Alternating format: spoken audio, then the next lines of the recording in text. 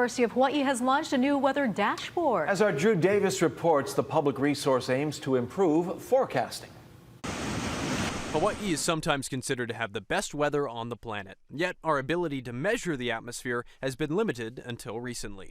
That's where the University of Hawaii comes in. Researchers are hard at work building a Mesonet, an interconnected network of automated weather stations that measure several atmospheric conditions. 65 out of the planned 100-plus stations have been built across the state, and now you can access the data the stations collect at any time on their new dashboard. We founded this to serve many purposes, such as to support weather forecasting, natural resource management, farming, ranching, emergency management, and be able to deal with extreme weather.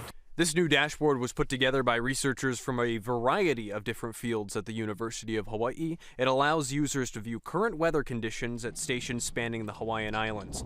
The real-time data is updated every 15 minutes, creating one of the most complete windows into Hawaiian weather to date. The data collected includes temperature, rainfall, wind, humidity, solar radiation, soil moisture, and much more.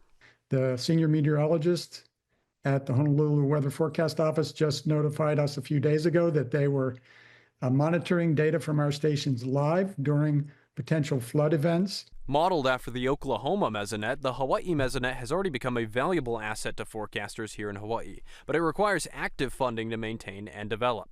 Researchers at UH were awarded a grant from the National Science Foundation to initially develop this program. The continued funding comes from the National Mesonet program, which is operated by NOAA, yet for further operation, UH is looking to the state legislature for continued funding. We have received support. We did receive an allocation in the last legislative session last year, but it was a one-time only allocation. So we are seeking sustained funding. We're partnering with DLNR, Department of Land and Natural Resources, especially the Commission on Water Resources Management. We're partnering with them and asking that the state legislature allocate a higher amount of money to them, to their base funding, which they can use to help us maintain and run the Hawaii Mesonet. The info is already being used by the Hawaii Climate Data Portal and is being used to create tools like their wildfire risk map. You can access the dashboard now at the link on our website, hawaiinewsnow.com. Drew Davis, Hawaii News Now.